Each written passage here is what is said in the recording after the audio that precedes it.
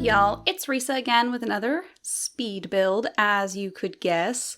So this is another 3-pack challenge, and I actually generated I tried 10 times before I got something that actually gave me inspiration, because I didn't want to do something. Last time I tried this, I generated 3 packs that didn't give me any kind of inspiration, and it ended up looking just awful. And I just deleted it. I think it might still be up on the gallery, but it was like I tried to make a lounge, and I am not someone who's ever been to a lounge before in my life. So I was just kind of like, this is terrible. So this time I was like, I'm just going to generate something that gives me an idea of what I want to do. So I when I generated it this time, oh, by the way, I used James Turner's random pack generator because I think that is a really neat tool. But I generated vampires, tiny living, and cats and dogs. And I immediately was like, I want a vampire cat lady tiny house. That was my whole thing. That was what really struck me as my inspiration for this, is a vampire cat lady's tiny house. So I went really hard on the vampires pack, I think. It was really fun. This was such a fun build. It really was. And so I hope everyone likes it. If you want to download it, you can. It's on the gallery under my ID kookykitt. That's KOOKYKITT. I know people think I'm saying cookie sometimes. I'm not. I'm just saying kooky.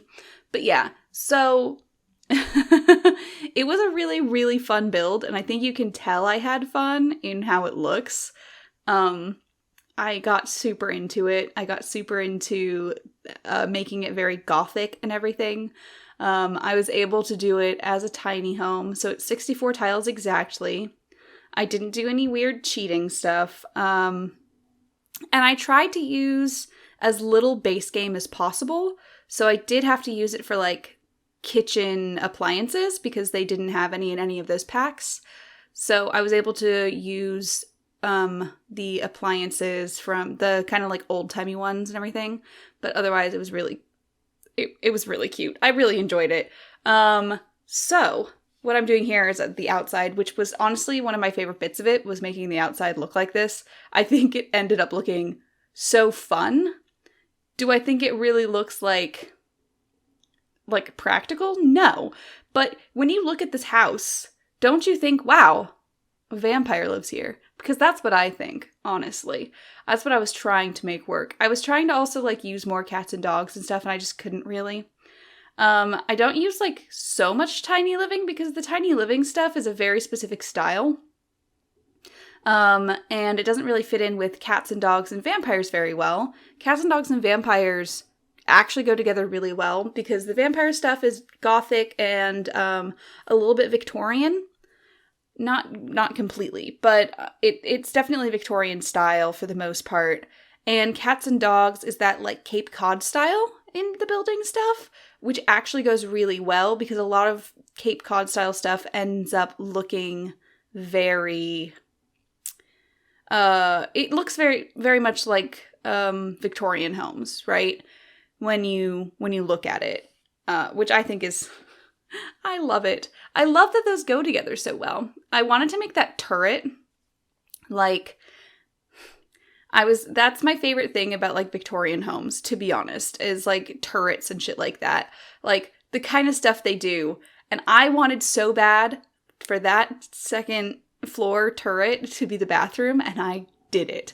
I made it completely usable. Everything in here is usable. I play tested it all. You can use everything completely. I did not include any trash cans though, because I'm me, and I didn't even realize that until I was editing. And then I was like, oh, I didn't put any trash cans down. Not outside, not inside, none. So you'll have to do that if you want this to be a fully working lot, a fully functional one. I changed up the color scheme on the inside a bunch because I was starting with this brown color scheme because I was super into it. But then once I started putting down furniture, I end up changing it around, which I think is fine. It still is that kind of Victorian style. I love these counters from vampires. Honestly, I do really love them. And I'm really bummed that we didn't get any, like, old-timey looking appliances with vampires, but understandable. It's just a game pack. I don't expect to get full kitchen sets with game packs. Now, expansion packs, it is a huge mistake to me that Cats and Dogs didn't come with any. Like, that's ridiculous that Cats and Dogs didn't come with any kitchen, like, stuff. There's no counters, there's no cabinets, there's no appliances whatsoever for Cats and Dogs. There isn't even, like, really a sink. There's a sink for, like, that bathroom sink that you see there, but there's no, like, in-counter sinks. I think we need more in-counter sinks in The Sims. Like, for me, that has to do. I tried a bunch of different tables here, and this is the only way I could get it to actually be usable, was just doing 3 chairs with that small table. Those are all usable, though. So I think that's fun. I wanted to still make it very much like she's a cat lady. So I have, she has 3 cats. I made her.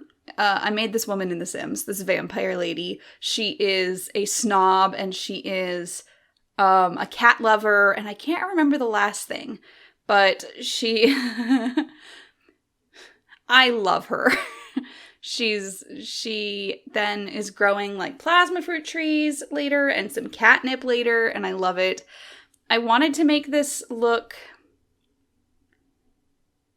I don't know how to explain what I wanted this to look like, but the tiny living furniture just does not quite go with it, but it is very useful for being small, right? So that end table there is nice, and, you know, it's black. I didn't want everything to be just black, but I figured that that was better than trying to find, like, a matching green or something, or a matching purple or whatever.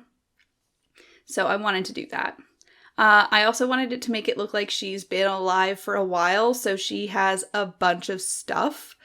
Just, like, she's accumulated, like, all of these, like, paintings and things like that. And I actually kind of like, then, how the tiny living furniture fits in, because it's like, this is the stuff she's had to buy recently. So we have a bunch of the old stuff, right? All of these older things. And obviously she's accumulated those over the years. And now the tiny living stuff is like the stuff that she bought, like, you know, more recently, in the last century. Which I think is fun. I like to think that she's had this house for many, many years, and people just stopped questioning. I don't know if that's pet bed is actually usable, but it's probably usable, I think. I don't remember if I tried it out. So I will take back my original statement that everything is usable, because I'm not sure if it is. I wanted to make sure that we had a lot of curtains in the house, because she's a vampire and I don't want her dying, you know? I like the idea of using under the stairs for storage, so I put the cat food bags under there. I thought that was fun. But, you know, maybe that's just me. I couldn't clutter up too much, because there's not a lot of clutter in the packs that I rolled. So I was just I didn't want to use too much base game, because, like, the point of this challenge for me is to try to make these 3 packs really fit together, instead of just making a base game house and then having accents of those things. So I'd rather just use base game where I have to and not use it very much. This is definitely not a starter home, but I felt like it didn't have to be, because I already had this idea that she was like this vampire who... She's been alive for a while, so she's probably amassed some kind of wealth. Maybe she's like a veterinarian. That'd be kind of fun. Like, she's a cat lover, so maybe she just loves cats and takes care of them and stuff. I kind of like that idea. I wanted to make this upstairs usable, and maybe if you wanted to make this for someone who wasn't a vampire, so I put an actual bed in instead of a coffin. Mostly because I wasn't sure if the coffins would work in that small space, because they do technically take up quite a bit of, like, space. So I wasn't sure if it would actually work, and I didn't really like the look of it. So instead, I just used a regular bed, because I don't really play with vampires very much, so I'm not quite sure how that really works out for them. I don't get it. I don't like playing with occult sims very much. I know that's silly, but I'm not a huge fan of playing with occult sims. I never have been, really. Even in earlier Sims games, it's never been something that appeals to me very much. I like how I kind of hid the litter box in that way, because I like the way that it ends up looking. So that, it's like, it's hidden, but you can still go up the stairs. Just so you know, you can still go up the stairs even with the litter box there. I made sure. And I'm like trying to give her like some kind of nice dresser, but I can't fit anything there, so I just end up using the tiny living ones because they work, and they come in all black, which is fine because most of the accents in this room are black anyway. So I figured that was fine because yeah, I'm into it. It's like, it's easier to use black as an accent. I didn't want it to be like an all black room, but using black for like the curtains and stuff was fine. It's really hard because a lot of this furniture doesn't come in like a black wood swatch, but then some of it does, and that's super frustrating to me. I think all furniture should come with like a white wood swatch and a black wood swatch. That way they can always, like, I don't have to always try to match wood tones completely. Like, if I can just get things that they have the black wood swatch, that's so much easier. And then I can just mix and match other colors with it, and I don't have to worry about the actual, like, wood matching. Because that is a huge, huge issue in The Sims 4, and I will always go on about it, is that none of these wood tones match, and it drives me crazy. And I understand that, like, in real life as well, you're less likely to have, like, all of your wood tones matching. I understand that, but I am one of those people who does like to do that. So, like, in my office, everything is like a pine birch kind of color, or it's white for the furniture. So I don't try to mix wood tones like that. But then again, I get almost all of my furniture from IKEA, so I can just be like, yes, I can just get everything from this one style, which is what I generally do. Like, all of our dressers are Hemnes. All of our bookshelves are Billy. I enjoy it. I like having matching things. And I know that that's something that doesn't look super realistic on, in The Sims, to be honest, is having all of the stuff looking super, like, samey. It really doesn't look realistic, but for me, that's how I do my house, so that's how I want to do my Sims houses.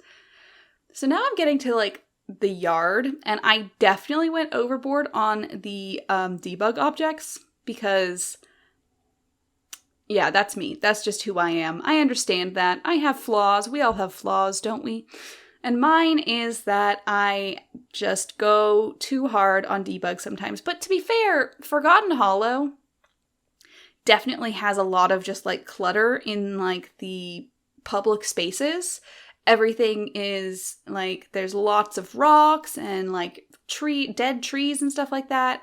So I was really trying to use that same kind of stuff to make it kind of fit in with its surroundings, and I definitely went a little overboard.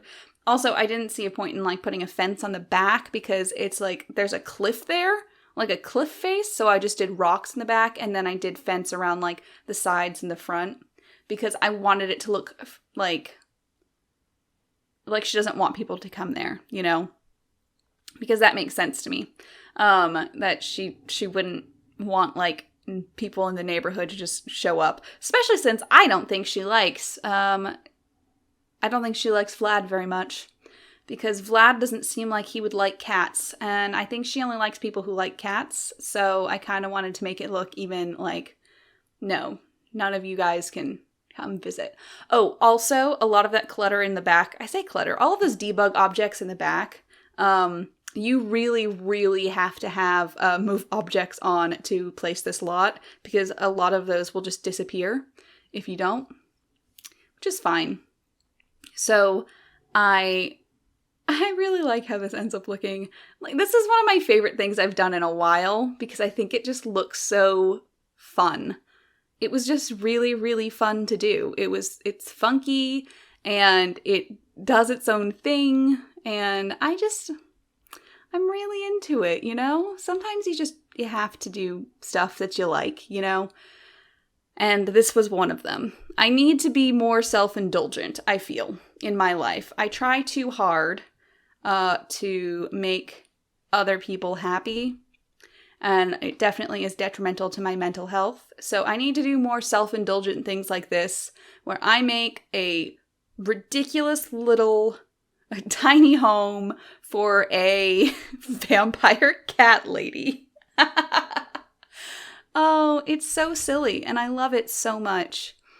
Now I'm planting all of the, like, catnip and stuff and a plasma fruit tree I put down because I like to think that she's a little more, public-facing, I guess. I don't know. I like to think that she does actually, how do you put it? She does try to, like... Oh, I made her a loner. That was the other thing. So she's a loner, a snob, and a cat lover. So I like to think that she kind of mingles with people, but only people who like cats. So I think that's very her. And that's why I think that she's like a vet. Maybe she's like a vet. And just every once in a while she'll pretend to die and then she'll come back being a vet again. I think that's perfect. I did a lot of, like, the dead plants and stuff, and it's all from debug, so this house won't, like, go green, because that would be really silly for what it is, even though technically it's brick and everything, all of that stuff. So the shingle from cats and dogs has a neutral footprint, and the brick from vampires has a neutral footprint, which I love because it means that on, like, suburban homes, I will actually use the brick from vampires so that I'm not making my suburbs go industrial, because they will if you just use whatever you want, especially with all of the siding being industrial footprint too. So I was just kind of like... Yeah, so I often use the shingles from cats and dogs in my suburbs because that's neutral, and I'll use the bricks from vampires, so that's neutral. But I didn't want this going, like, super green because that would be very silly. So I just tried to go not put as much actual, like, trees and stuff down. So it's pretty much all debug objects. So yeah, I'm getting to the end of the video now. If you like this video, make sure you leave a comment.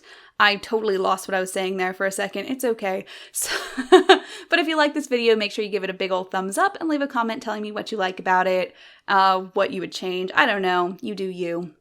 If you like this video, make sure you subscribe to the channel if you haven't already, and hit that bell button so that you get a notification every time I post a new video.